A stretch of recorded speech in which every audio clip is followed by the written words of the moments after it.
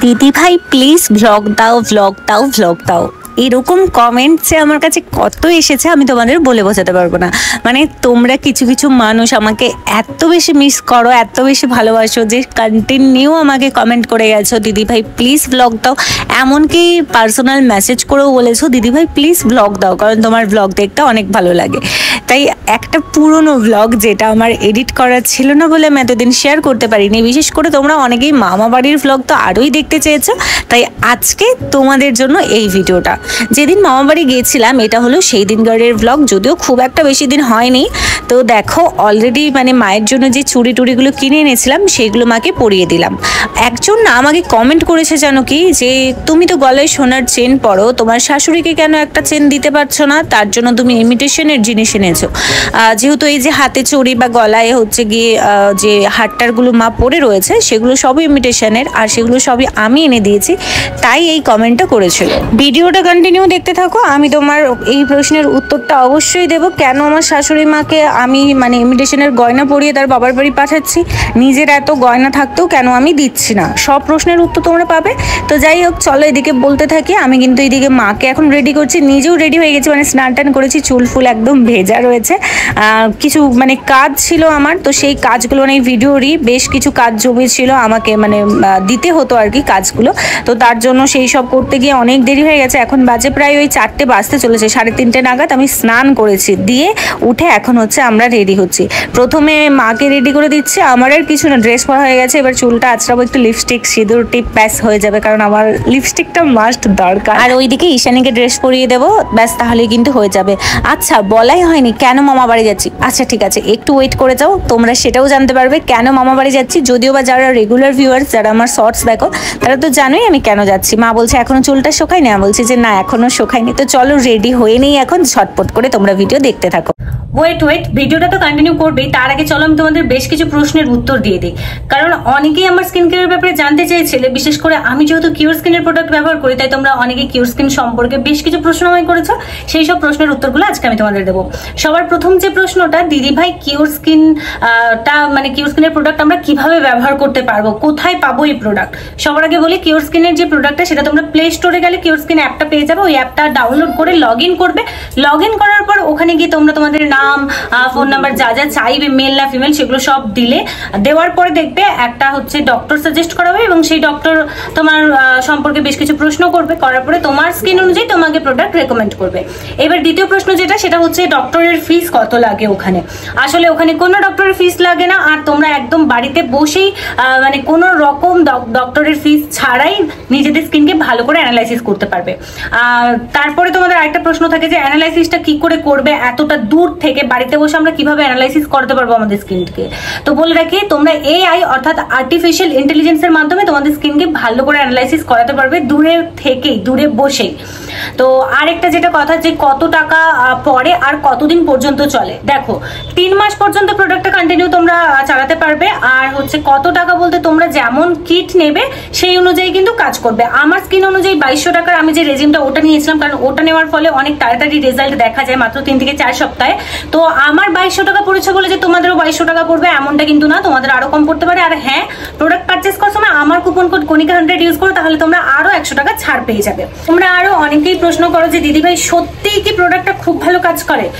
আমার স্কিনে কাজ তো করেছে বলেই আমি তোমাদের সামনে সবসময় বলি যে আমি কিউর স্কিনের প্রোডাক্ট ব্যবহার করি, আমার ভীষণ ভালো লাগে। তোমরা রেজাল্ট দেখতে পারো, কোনো রকম কিন্তু মুখে কোনো মেকআপ নেই, জাস্ট লিপস্টিকটা দেওয়া আছে। তোমরা চাইলে এরকম করে করে তোমাদের দেখাচ্ছি, দেখো গ্লো কিন্তু অবশ্যই রয়েছে স্কিনের মধ্যে। আমি খুব ভালো রেজাল্ট পেয়েছি, বিশেষ করে আমার পিগমেন্টেশন ছিল সেটা অনেকটা কমেছে। তোমরাও এটা পারচেস করতে পারো, ট্রাই করতে পারো, অবশ্যই তোমাদের কাজ করবে। আরো তোমাদের প্রশ্ন থাকে যে দিদি ভাই আমার তো স্কিন অয়েলি, কেউ বলছে আমার স্কিন ড্রাই, কেউ বলছে কম্বিনেশন, তো আমাদের স্কিনে কি এই প্রোডাক্টগুলি শুট করবে? অবশ্যই তোমাদের স্কিনকে তো আগে অ্যানালাইসিস করবে, তোমার স্কিনে যে প্রবলেম থাকবে তার উপরে নির্ভর করেই তোমাদের প্রোডাক্টটা দেওয়া হবে। এমন না যে আমার জন্য যে প্রোডাক্টগুলো রেকমেন্ড করেছে সেম প্রোডাক্ট তোমাদেরকেও দেবে। আশা করি তোমাদের সব প্রশ্নের উত্তর তোমরা পেয়ে গেছো। তো চলো ভিডিওটা আবারও ঘুরে কন্টিনিউ দেখতে থাকো। সো ফাইনালি এই যে দেখো রেডি হয়ে পড়েছি, আমিও রেডি, মাও রেডি, আর সামনে হচ্ছে ঈশানী যাচ্ছে। কি বলতো, বাবা স্কুটি নিয়ে যাবে, আমরা প্রথমে এই দিকটাতে টোটোতে যাব, কারণ ওই আমাদের ট্রেন যেখানে চলছে মানে ট্রেন লাইনের ওই জায়গাটাতে কাজ হচ্ছে, হচ্ছে ওভারব্রিজে, তার জন্য পুরো তো রাস্তা বন্ধ, এদিক থেকে ওদিকে গাড়ি যেতে দেয় না, তাই আমাদেরকে টোটো পার হয়ে হয়ে হয়ে হয়ে এরকম করে যেতে হবে। চাইলে টোটো বাস এরকমও যেতে পারি, বাট গেটের কাছে আমাদের নামতেই হবে। তো বাবা বলছে যে আমি টোটোতে যাব না, তোমরা 3 জন টোটোয় যাও, আমি স্টেশনের ওখানে গিয়ে আমার গাড়িটা রেখে দেবো। এমনিতেও বাইরে একটা গোটা দিন গাড়ি পড়ে থাকবে, আমরা বাড়িতে কেউ থাকবো না, তো তার জন্য কিন্তু বাবা যাচ্ছে স্কুটিতে করে স্টেশনের ওখানে রাখবে। এইবারে কি বলতো, এত দেরি করে এই ভিডিওটা দেওয়ার কারণ হলো কারণ আমরা যেহেতু বাড়িতে কেউ ছিলাম না, সুতরাং সেই ভিডিওটা যদি আমি সাথে সাথে দিই, রিলসটাও দিয়েছি আমি মানে 2 দিন পরে, সাথে সাথে দিয়ে দিই, তো একটা রিস্ক থেকে থাকে যে বাড়িতে কেউ নেই সেটা জেনে যাওয়ার মতো। কারণ জানো মানুষ সবাই ব্লগ দেখে এখন, ফোন সবার কাছেই থাকে। আশা করি তোমরা বুঝতে পারছো যে আমি কি বলতে যাচ্ছি, একদম খোলা কথা, যেটা যাতে না মানে কোনো রকম ছুরি টুরির মানে ভাবলেও পরে ভয় লাগে, মুখে আনতে ভয় লাগে, তো তার জন্যই কিন্তু ব্লগটা একটু দেরিতে দেওয়া। যাই হোক, তারপরে এই দেখো এইদিকে আমটা মানে যেহেতু বাবা যাচ্ছে বলেই দিই তোমাদের জামাই ষষ্ঠীতে, মানে জামাই ষষ্ঠী বলতে দেখো আমার তো দিদা মানে দিদা দাদু মানে শ্বশুরের কথা বলছি, দাদু শ্বশুর বা দিদা শাশুড়ি কেউই আর বেঁচে নেই এই পৃথিবীতে, আর নেই ওনারা। তো যাই হোক, তারপরেও আমার যে 3 মামা, সেই মামারা মিলেই কিন্তু এই প্রতি বছর জামাই ষষ্ঠীর আয়োজন করে, আর বাবাদের প্রতি বছর ডাক পড়ে। হ্যাঁ, জামাই ষষ্ঠীর দিনের দিন ডাকে না, কারণ কি প্রথমত বাবা মারও বাড়িতে জামাইরা আসে, পরিষ্কার কথা, আর মামিদেরও বয়স এখনো অনেকটাই কম, তো সুতরাং মামিদেরকেও তার বাবার বাড়িতে যেতে হয়, বা আমার যে বড় মামি রয়েছে তার মেয়ে জামাইরা ওই দিনকে বাড়িতে আসে, সেটা তো কোনো অসুবিধা নেই। কিন্তু ধরো যে মামি মানে আমার যে ছোট মামি রয়েছে, মেজো মামি রয়েছে, ওনারাও ওনাদের বাবার বাড়ি যায়। যাই হোক, তো এই সব কারণে, আর সব থেকে বড় কথা যে আমাদের বাড়িতেই তখন আমাদের দিদিভাইরা আসে, এছাড়াও যে আরও মাসিরা রয়েছে, সবাই মিলেই বলে যে একটা অন্য ডেট করতে ফ্রি টাইমে, যেহেতু জামাই ষষ্ঠী তো আর হয় না, কারণ মানে ফোঁটা দেওয়ার মতো তো আর কেউ নেই, জাস্ট সবাই মিলে এক জায়গায় হওয়া, আনন্দ করা, খাওয়া দাওয়া করা, গল্প করা, সেরকম একটা ব্যাপার। তো তার জন্যই কিন্তু এরকম প্রতি বছর একটা ডেট করে ডাকা হয়। ভীষণ ভালো মানুষ মামাবাড়ির সবাই। আমি তো চলে এসেছি, এসে না নদী পাড়ে ঘুরতে বেরিয়ে পড়েছি। এখানে এই দেখো এগুলো হচ্ছে সব মামার মেয়েরা, আর মা আমি আমরা সবাই করে বেরিয়ে এসেছি। আর এই দেখো এটা ছিল আমাদের সন্ধ্যাবেলার খাওয়া দাওয়া। কি বলতো, মামাবাড়ির সবাই না একটু ক্যামেরার সামনে আসতে লজ্জা পায়, তার জন্য হচ্ছে আনতে পারিনি, বাট বিশ্বাস করো সবাই ভীষণ ভালো মানুষ, মানে এত ভালোবাসে যে আমার তো মামাবাড়ি যেতে বারবার ইচ্ছে করে, অনেকবার ইচ্ছে করে, মানে কি বলে আমি তোমাদের বলে বোঝাতে পারবো না। তো আমরা একটা দিন থেকেই, এটা হচ্ছে নেক্সট ডে সবাই জানি না কি মন হয়েছে, বিশেষ করে মাসির জন্য। মাসি বলছে কি হবে, কিছুই হবে না, আর তুমি ভিডিও করো, কোনো অসুবিধা নেই। আমি তো প্রথম দিন থেকে লজ্জাতে ভিডিও করিনি, কারণ মামিরা একটুখানি আনকমফোর্টেবল ফিল করতো তার জন্য। বাট এই যে আমার মাসি গিয়ে এমন বলছে তুমি করো, কিছু হবে না। তো ফাইনালি তারপর আমি ভিডিও করি। এই যে আমার মাসি মানে আমার পাশেই যিনি দাঁড়িয়ে রয়েছেন, ভীষণ ভালো। যাই হোক, তো তারপরেই কিন্তু ভিডিওটা আমি করি, আর মামাবাড়ির সবাইকে তোমাদের দেখাই। এই যে দেখতে পাচ্ছ, শুধু মেয়েতেই ভর্তি মামাবাড়ির সবাই। আর মামারা এখন কাজে বেরিয়ে গেছে সকালবেলা, আর এই জন্যই কিন্তু আমার মামাবাড়ি আসতে এত ভালো লাগে, কারণ এখানে অনেক বোনরা রয়েছে যারা আমার বয়সী, তারপরে মামিরাও ভীষণ ফ্র্যাঙ্কলি খুব ভালোভাবে মেশে, তার জন্য। আর বিশেষ করে ছোটো মাসি এলে তো আরও মনে হয়, যখনই শুনি কখনো যে ছোটো মাসি এসছে, তখন আমারও মনে হয় আমিও গেলে বেশ ভালোই হতো।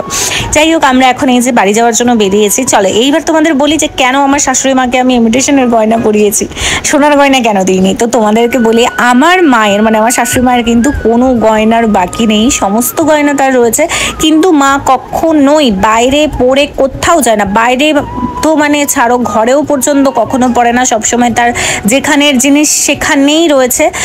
মানে কি বলবো, সে কোনো দিনও কোথাও গেলে গহনা পরে না, ভয় আর কি মায়ের, যে বাই চান্স যদি চুরি হয়ে যায়, ছিনতাই হয়ে যায়, চুরির ভয়টা মা প্রচণ্ড পায়, বিশেষ করে সোনা দানার ওপরে। তো তার জন্য কিন্তু মা কোনো দিনও পড়ে যায় না। আর তার থেকেও বড় কথা, মায়ের হাতে যে ধরো যেগুলো রয়েছে আর কি, মায়ের হাতের সামনেটা এতটাই বেশি শক্ত হয়ে গেছে, তোমরা তো দেখেছো, হাতটা মানে ভেতরটা সরু, 24 সাইজ মানে চুড়িটা যেটা আমি এনে দিয়েছি সেটাও ঢিল করছে ভেতরে, কিন্তু হাতের সামনে থেকে ঢোকানো মানে খুব কঠিন। তার জন্য দেখলে প্লাস্টিক দিয়ে পরে আমি হচ্ছে গিয়ে চুড়িটা পরিয়েছিলাম, সেম ওই জন্য মা পরতে চায় না, আংটিও হাতে হয় না কারণ গাঁটগুলো মোটা হয়ে গেছে, কারণ বয়স হচ্ছে, তো বয়সের সাথে সাথে ধরো মানুষের চেহারার বা হাত পায়ের একটা পরিবর্তন আসে, সেই রকম আর কানে যেটা পরে রয়েছে সেটা তো আমি করে দিয়েছিলাম, যাই হোক সেটুকুনটাই যাক সোনার পরে থাকে, না হলে কিন্তু আর কিছু পরে না ও। হ্যাঁ, আর হাতে শাঁখা বলাটা সোনার পরে থাকে, যেহেতু সোনা মানে কোথাও গেলে পরে না, তাই ভাবলাম যে ওই রকমগুলো এমন এমন কিছু জিনিস যেগুলো চোররাও তাদের নিতে একটু হলেও হয়তো মনে হবে, তো সেরকমই আর কি। যাই হোক আমরা এই যে দেখো সবাইকে বিদায় জানিয়ে দিলাম, আজকে বাসে যাচ্ছি, বাসে যাওয়ার পর ওই দিকে আমরা হচ্ছে টোটোয় যাবো, সবাইকে ভীষণ মিস করছি। যাই হোক মানে যখন আসছিলাম তখন ভাবছি সবাই আসতে দিচ্ছিল না আমাদের, যে না না যেতে হবে না যেতে হবে না, কিন্তু কিছু করার নেই, আমাদেরকে তো বাড়ি আসতেই হতো। তো চলো ভিডিওটা এখানেই শেষ করছি, সবাই সুস্থ থেকে